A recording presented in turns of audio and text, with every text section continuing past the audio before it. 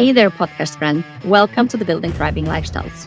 This is the podcast where we are flipping the script on how beginners to advanced CrossFit, OCR, and High Rocks enthusiasts can hit their peak performances, maximizing their physical capacity without those burnout blues and hustle culture. I'm your host, Egilodottir, and I'm here to bring you a blend of expert interviews, personal stories from athletes around the world, mixed with some professional insight as a certified health and wellness coach, physiotherapist, and a former elite athlete, now turned into a fellow athlete. Get ready for some deep dive into the art of crushing your fitness goals while embracing your self-care. This is your go-to spot for a kick-ass and endurance lifestyle. So let's go on a walk, drive, or clean your house together. You just need to grab your headphones, hit play, and then let me take care of filling your ears with some actionable inspiration that you can use to build your thriving and your striving lifestyle. Welcome, Carrie. How are you doing today?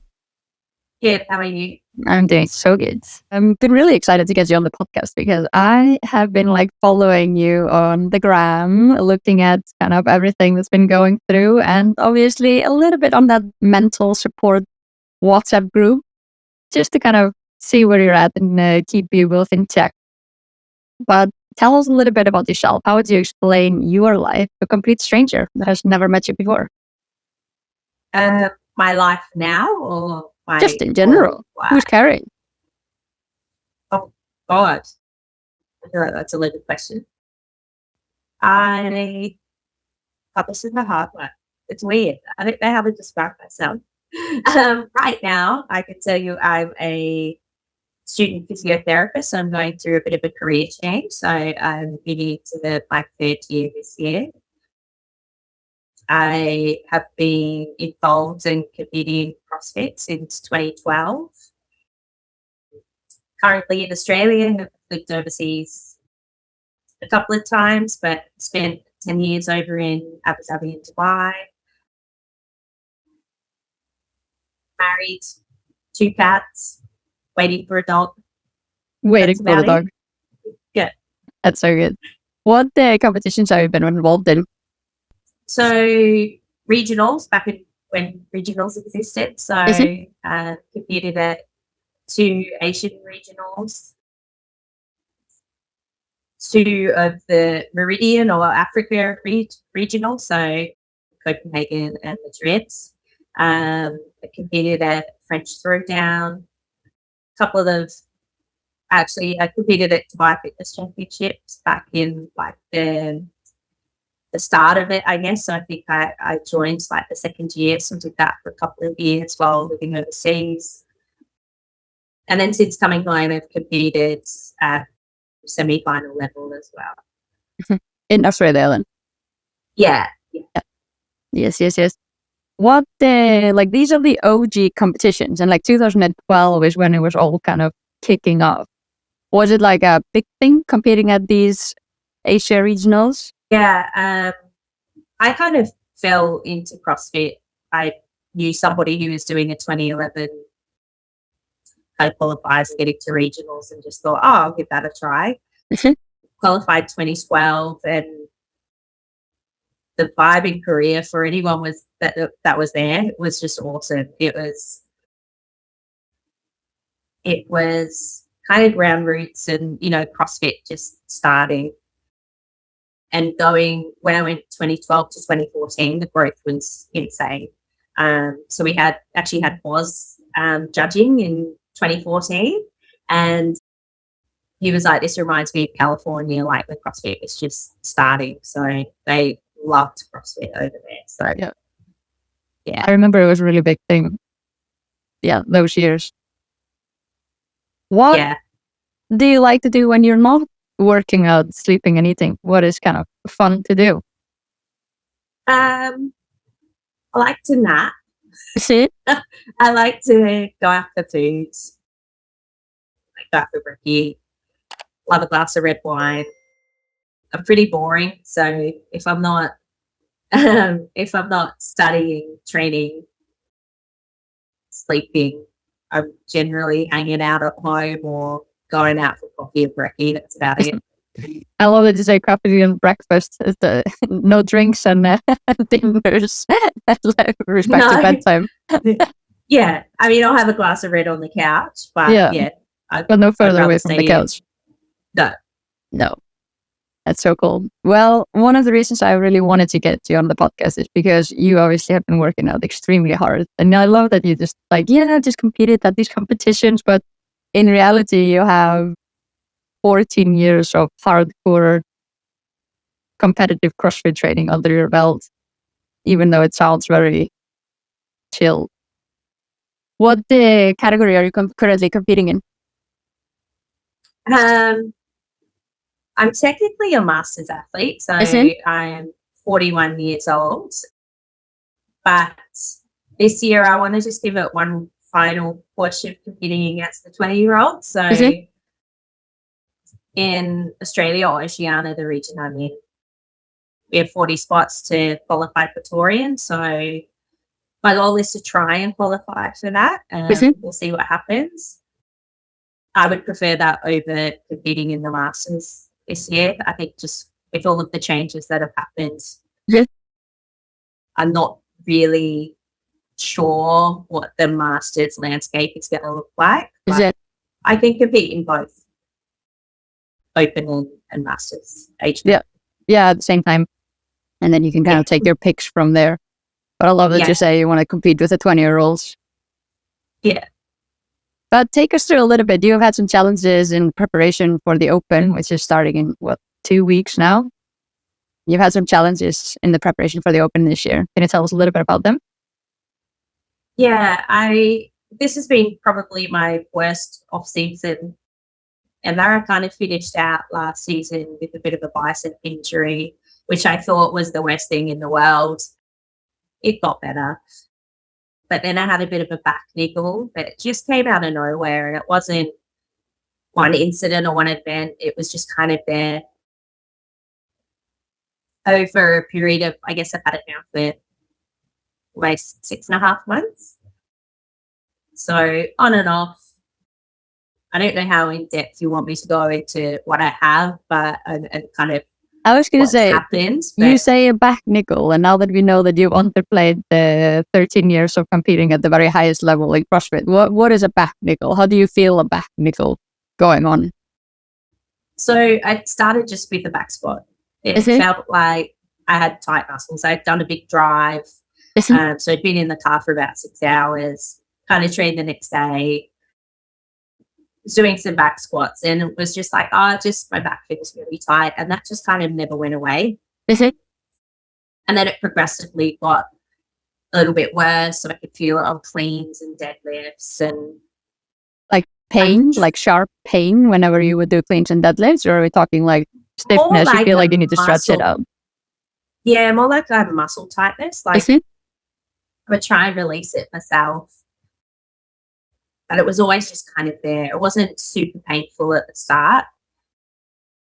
Then it progressively got worse. And there are periods where it would get worse and then ease off a little bit. So it was a little bit of a roller coaster. But after about 8 weeks, I went and saw the physio. And sorry, not about 8 weeks. I had some treatment in around that period of time. But after 8 weeks, we decided to get some imaging done and have a look at it. Long story short, that imaging was reported on incorrectly by the radiologist, and it's something to miss by the sports medicine doctor. And we're now at a point now after I sought a second opinion from a different sports doctor that I now know that it's an annular tear, so the fibrous part of my disc has a tear in it. So it's been a bit of a process, a 5-month process to get some kind of answers of where it's at and what I can do from here. So it's been very frustrating. Yeah, definitely. And, the not knowing, because the time between when you get the first imagery and some restrictions regarding your training are put in place and until now, you're talking months, right? Yeah. So how long time is this? I followed. So I think the original MRI was done in September maybe of 23. I had some follow-up imaging in January, and then I recently had a bone scan a couple of weeks ago. Yeah. So I went through a period of it was being treated as a stress fracture or stress reaction. So I was told to take out all impact, all extension-based activity. So no kipping, a big part of CrossFit. It's being able Dynamic. to kind of have yeah, exactly. So I did that, and then, once I saw this second doctor, found out that it wasn't that was causing the pain. Mhm. So had a period of 6 weeks where I could have been hitting my gymnastics hard, but wasn't able to. Okay. So what I actually have, I get pain with impact. So Mhm. catching kind of cleans and doing double unders and anything with kind of flexion in my spine, Mhm. it can be a little bit niggly. So Mhm. the bone scan ended up, we decided to go down the path of having an epidural injection. So I had an injection into that area near my spine. And that was about 3.5 weeks ago. So I've had some pain relief, which is great, Mhm. but I can still feel it a little bit. So I'm still working around things leading into kind of the open quarterfinals. Yeah. What does before this injury, what would a normal off-season weekly schedule look for you? Like, just to put it into context.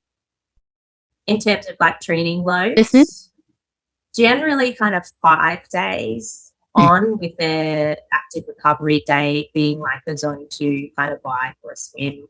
Is it? It's ramped up a little bit, I guess, towards the end of last year. So there might be 3 double days and 2 single days. Is it? I've recently changed programming. So at the moment, I'm now doing kind of double days, 5 days a week, Is it? plus a active recovery day and one full rest day that I'm completely out of the gym. So, Is it? but typically that off season is when I build, right? So it's, trying to get strong and build on my skills. So I've missed a lot of that because I haven't done a squat clean over 80 kilos yet. So.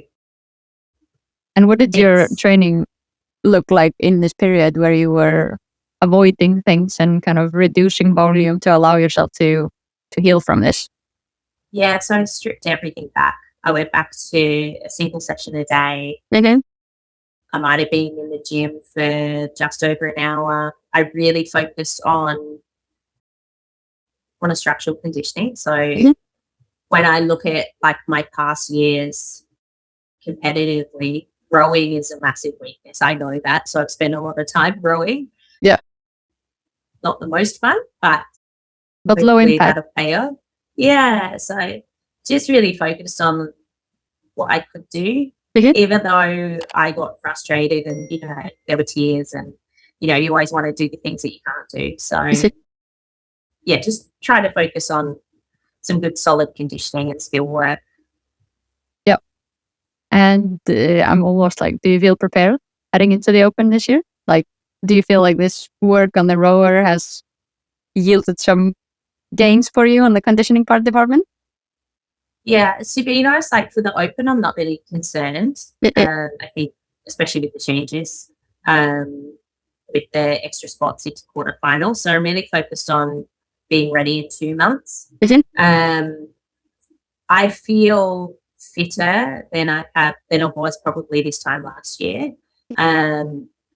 But I do feel strong. So like I do have like those little doubts in the back of my head, like if it's a heavy squat clean workout or a lot of ring muscle ups, like I just don't have that volume in me. But there's still 8 weeks to go. So yeah, I was going to say, plenty of time to build up that volume specifically. Yes. Yeah. So I'm as prepared as I can be around, all of the things I've been able to do. So yeah. Now, I feel like this is definitely like the less talked about aspect of preparing for a season and having an off season that is kind of tainted with injuries. Some people just write the whole season off because they haven't been able to prepare. How do you think that you kind of manage to stay on top of your game? Like, what do you think is different about you and your kind of mental approach to this that made you just continue working and cry in the corner and then get back into the gym the day after? I think I'm pretty stubborn Is it? sometimes. I didn't plan on competing this year. I You planned retire on, every year, eh? yeah, I retired in 2018, so it's going really well. Here we are still. I kind of think this is like the final year that I can actually have a go at getting back on the floor at Torian. Is it? If anyone's been to Torian, I think it's probably the best semi-final of all of them. It's absolutely amazing stadium experience. So like the opportunity to get back there again is a big motivator. Listen. It might not happen and that's okay. But I think for me, it was like, let's just sit here. Like, Is it? let's put in some work on all of the things I can do. Okay. I also kind of think a lot of people have probably like written me off. They're like, oh, she's too old, she's too injured. So part of me kind of wants to give it a crack and just prove a point. But I guess there's also that like little fear of like, I could not try or I could and it could all work out. Like it's that, I don't know if it's like the fear of, I don't mind the fear of like failure, but I'm like, if I don't try, I don't know. So Yeah. it could all work out. So what's the worst that can happen? Like I try and I don't qualify. That's fine. I've got lots of other really great things in my life. It's not absolutely everything to me, but then I could try and it all works out and, you know, I reach that goal. So I think that's why. Yeah. So you're kind and of it's just trying to go. it's listen to this guy named Ben Pro. He's like a mental like performance coach for Ash Barty and a bunch of athletes, and he's always like surrender the outcome, like forget about the outcome and forget about all the things you can't control. Like what you can control is kind of be like your mindset and your effort and just focus on those. So you're kind of saying at the same time that you use the Torian Pro, like that atmosphere of being back on the floor as a motivator, but also that people would be like already counting you out. So you're like, oh, I'm going to show them. But at the same time, you're also just like focusing on the effort that you're putting in every single day in the gym and the things that you can do. And like kind of, you know, I'm not saying we're always successful at it, but like releasing the things that you can control. Like how fast the body heals or whether it's injured or not, is kind of just like putting your effort in where you can actually get some results from it. Yeah. That was so cool. And that's kind of like, it's like it is. It's like you have like a little devil on each shoulder. One of them is like, yeah, get the Torian Pro. And the other one is like, oh, you'll never make it. But like, yeah, they're just kind of like keeping you going in a good way if you can manage to channel them that way. Yeah. And I'm not saying I've always been like this. You definitely know. So like, I think, and it's probably the part of what keeps me training is I feel like I've learned so much about myself over like since 2012, like competing. So I feel like I've grown so much just mentally. Just dealing with failure and disappointment and dealing with, you know, the highs and the lows of it all. Can you be more specific? Like how would 2014 Carrie have dealt with this as a setback? Like, oh, not at all. Yeah. I was a terribly anxious athlete. Not saying I'm not anxious now. I think I've learned to control it a lot better. or manage it? I don't think we can control our anxiety, can we? Maybe manage it. No, I mean, maybe in my head, I think I can control it. Okay, fair. Yeah, I would have probably given up, Is it? cried a lot. Yeah. And just focused on all the things I couldn't do. Is it? And if somebody told me I could grow, I probably would have been like, I'm not doing it. Yeah, I don't want to. This is not worth it for me or something like that. Yeah. I'm not interested in that. So, yeah. Yeah. No, totally fair. What do you think has changed? Like, how do you get from there to this place? Is it like that you have to deal with it, or are there like smaller steps along the way? Like, how could someone that wanted to adapt this type of a mindset start to kind of progress in this way? I think it depends on the person. I'm fairly practical. I don't like reading self-help books or anything like that. I think I just started listening to some really good podcasts of, experts in the field of, sports psychology, writing things down. Is it? So, like I said, that kind of surrender the outcome, finding good quotes that kind of mean a lot to me. So, like that I can relate to with my training. Yep. In my home gym, I used to have a big whiteboard that I just write down like quotes that I could look up at if I was having a bad training section or, I didn't want to do something. Like positive self-talk, or like which kind of quotes are we talking here? I can't remember them in my head. But something that you say to yourself when things are getting hard. So positive affirmations of some sort. Yeah. So there's a quote about not being a puddle and letting people walk through you, like be an ocean. So sometimes it'd be like be an ocean, or I've written like surrender on my arm when I'm like competing, so I can look down and look at it. Yep.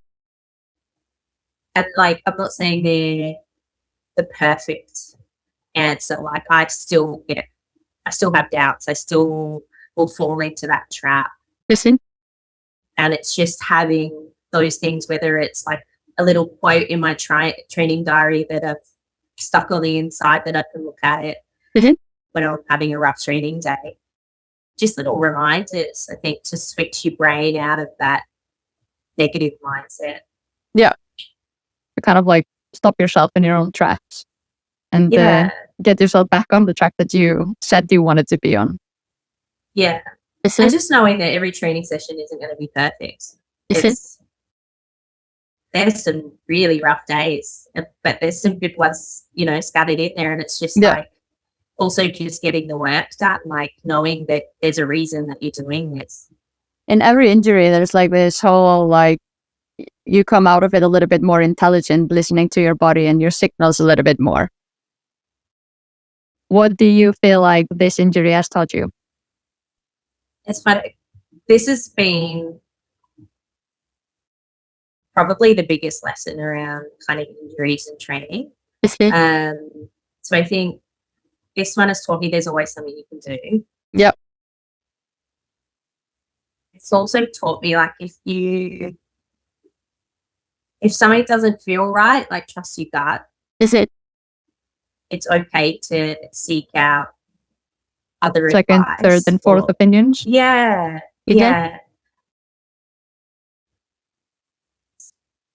And I also think it helps if you can find somebody who understands what you do. When it comes to medical practitioners. So somebody who has an understanding of whether it's CrossFit or weightlifting or something around that. Because, I was told to completely rest and do nothing but walk. And which you're like, easy walks, I'm not going to cut it for me. So I was like, that's not going to work for me. Not from a mental health perspective, but also I feel healthy. I feel mentally better if I'm able to exercise. So, but, apart from that, just around training, just, like I said, I still got frustrated. I still had tears. I was still like, I can't do this. But then it was just kind of switching, okay, what are the things I need to work on, and which of those things can I do at the moment? And it was as simple as that, like knowing that the boring rowing intervals are also helping me. So I might not be able to, squat clean over 90 kilos at the moment, but hopefully my rowing is improved a lot, and that can make up a difference as well. Yeah, because I think the beauty of like maybe if you are a runner and you can't run, it can be a little bit more demotivating because that's your thing. But in CrossFit, there's just so many ways to make up those points. And like you said, yeah, exactly. Okay, cleans, yes, but there's also so many other aspects of things and like partial aspects of a movement that you can actually focus on. Yeah. And still be active.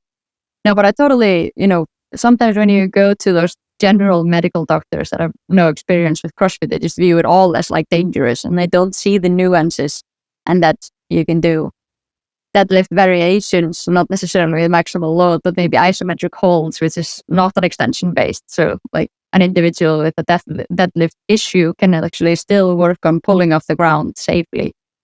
It doesn't have to be an either or you can or you can't do it. What is your kind of like biggest motivation moving into the season? Like what is driving you to continue doing this now that you're kind of like integrating everything back into your programming? I know it must be hard kind of realizing that some of them have fallen a little bit behind. What do you do to kind of keep yourself on top of your game and really get ready? Honestly, I just want to see what's possible. Is it? Like with the off season I've had, I just want to see what I'm capable of. Is it? That's pretty much it. Like I said, I feel like my conditioning at this point is better than it was last year. Is it? It's just those other little things that hopefully over the next 8 weeks I get a chance to kind of hit and build a little bit more. But I think it just comes back down to let's just see what's possible and see what the workouts are and How do you balance like following a training program? You mentioned that you're on a new training program and then doing specific work on the thing that you need to work on. So just having a look at what's on the program, I will sub out a couple of things. So a focus for me at the moment is firing muscle up. So trying to hit 2 EMOMs of that a week versus maybe some of the other gymnastics that I'm quite strong at. So I don't need to necessarily work on too many chest to bars, for instance. So I might take that out and do a skill-based EMOM instead. Yep. But I think that just comes from, I guess, all the years of experience and just knowing what it is I need to work on and what I can take out. So it's simply looking at the week and knowing what I'm good at, and if I can sub that out, that's something that needs more work. A stronger movement. Yeah. And what about your kind of progression up to weightlifting? You mentioned that you kind of been laying lower on the percentage. Do you have a strategy or plan in place on how you're going to build up that intensity with lifting, or is that just following the lifting that's on the programming? So I reached out to a weightlifting coach because my thoughts around the lifting was maybe if I can fix some of my little technical errors, that when I am able to lift heavier, that will help me be able to move more weight. So that's really helped. So I've been doing that, I guess, the last couple of weeks. So just getting some feedback on videos each week. And so I've kind of taken out some of the lifting off the program and added in his lifting instead. So we'll see how that goes. There's so many things going on, but I really love that you're not afraid to kind of reach out and get help wherever help is needed. That you're not just like staying in your own head, grinding yourself through the work, as opposed to like working smart and fixing some technical errors, like you said. Move load more efficiently. Hopefully more load as well. Like I said, like it's definitely my last year. So You've said that since 2018. I don't believe you for a second. Well, it's my last year with the 20-year-olds anyway. So, Okay. Yeah. Until I you can't. tell me next year that you're going to do the same, then I'll believe you. Okay. What do you consider to be the best part of your day? We talked a lot about training. Is there anything else? You mentioned you have so many other things going on. What's the best part of your day? Going to bed. Love sleep. An Is this, afternoon nap. is this the master athlete trying to follow the 20-year-old? But okay, you're saying rest and recovery is like your favorite thing. Yeah. Honestly, my favorite part of the day is chilling out at home, having a nap. Yeah. Yeah. I love chatting to people. I love seeing people. Is it? But I also love my quiet time and my downtime. So Totally fair. yeah. There has to be a balance between the two. Yeah. That or when I have my glass of red wine on the couch. Yeah. Also, they usually combined with the coffee down on this end of the planet. Yeah. What would you say to someone that's currently dealing with an injury and is feeling a little bit demotivated? What would you, if you could leave them with a word of advice, what would you say to them? Look, I'm really good at giving advice and I haven't been so good at taking it in the past. You've been pretty good at following your own advice on this one, so we'll believe you. I know. I've grown up so much. Yeah. I think just remember that it does get better. You see? You know, I looked at a video of my training 4 or 5 weeks ago and just seeing how far I've already come. It's just perseverance. Find the things you can do. If you have your training program in advance, look at it and make a plan for the week, because the worst thing is getting into the gym and looking at the program and going, I can't do that. I can't do that. Is it? So have a plan in place. Like, write down all the things you can do and pick things from that list. Yeah. To keep the positive list somewhere where you can see it all the time so that you're not stuck into focusing on the stuff that you cannot do. Yeah. Yeah, exactly. And I mean, it's sport. We all go through injuries. Like it's you're not alone.